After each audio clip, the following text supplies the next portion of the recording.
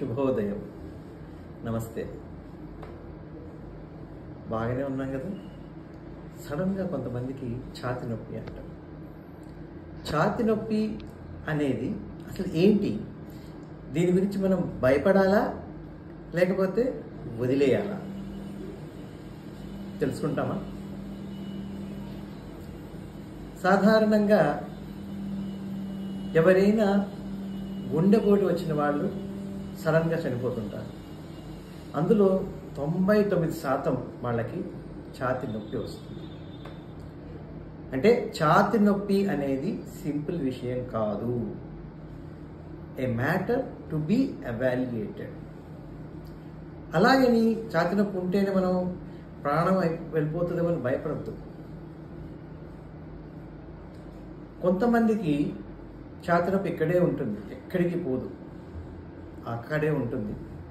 అలాంటి వాళ్ళకి అది గుండెకి సంబంధించి అవ్వచ్చు, అవ్వకపోవచ్చు. ఎవరికైతే ఛాతిలో నొప్పి వచ్చి ఎడమ చెయ్యికి కానీ, ఎడమ దంతాలకు కానీ, ఎడమ దవడకి కానీ,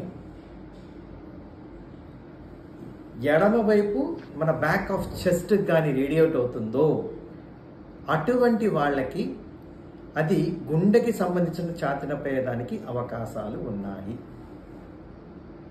అసలుకి ఈ ఛాతి నొప్పి ఎవరెవరికి రావచ్చు?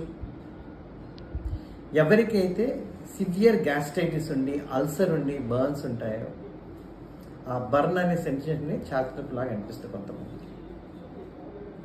ఎవరికైతే లంగ్ ఇన్ఫెక్షన్ ఉందో వాళ్ళకి కూడా ఛాతి నొప్పి వస్తుంది. ఎవరికైతే మజిల్స్ క్యాచ్ అవుతాయి, క్రాంప్స్ అంటాం, వాళ్ళు అన్కస్టమ్డ్ వెయిట్ లిఫ్టింగ్, రోజు 10 కేజీలు బస్తా తీసేవాళ్ళే, ఆ రోజు తెలియకుండా 15 కేజీలు తీసారంటే వాళ్ళకి నొప్పి వస్తుంది. ఆ విషయం వాళ్ళు మర్చిపోయి ఉంటారు. అప్పుడు కూడా మజిల్ క్యాచ్ వచ్చి అది కూడా ఛాతి నొప్పిలాగా ఉంటుంది. కొంతమందికి పొట్టలో సపోజ్ లివర్లో ఇన్ఫెక్షన్ వచ్చినా, స్ప్లీన్లో ఇన్ఫెక్షన్ వచ్చినా వాళ్ళకి కూడా ఛాతి నొప్పి వస్తుంది. కొంతమందికి వామిటింగ్స్ ఎక్కువైతాయి, వాళ్ళకి కూడా ఛాతి నొప్పి, దాన్ని రిఫ్లక్స్ అంటాం, గ్యాస్ట్రిక్ రిఫ్లక్స్ అంటాం. ఇవన్నీ కూడా ఛాతి నొప్పిలే, కానీ గుండెకి సంబంధించింది కాదు. మీకు ఛాతి నొప్పి వచ్చినప్పుడు మీరు చేయాల్సిన ఫస్ట్ పని ఏంటంటే ఒక డాక్టర్ని కలవడం మీరు తెలుసుకోవాలి. ఒకవేళ అది గుండెకి సంబంధించి కాదనుకోండి, యు ఆర్ సేఫ్. ఈ వీడియోలో నేను చెప్పదలుచుకుంది ఏంటంటే ఛాతి నొప్పి అనేది ప్రతిసారి అది గుండెకి సంబంధించింది కాదు, హార్ట్ అటాక్ సంబంధించింది కాదు. అలాగని దాన్ని మనం పట్టించుకోకుండా ఉండకుండా ఎవాల్యుయేషన్ కోసంగా మన డాక్టర్ దగ్గరికి వెళ్ళడం ఇంపార్టెంట్. కొంతమందికి హార్ట్ ప్రాబ్లం ఉన్న వాళ్ళకి, అదే హార్ట్ అటాక్ ఉన్న వాళ్ళకి ఛాతి నొప్పి లేకుండా కూడా కొంత ఆయాసం కూడా వస్తుంటుంది.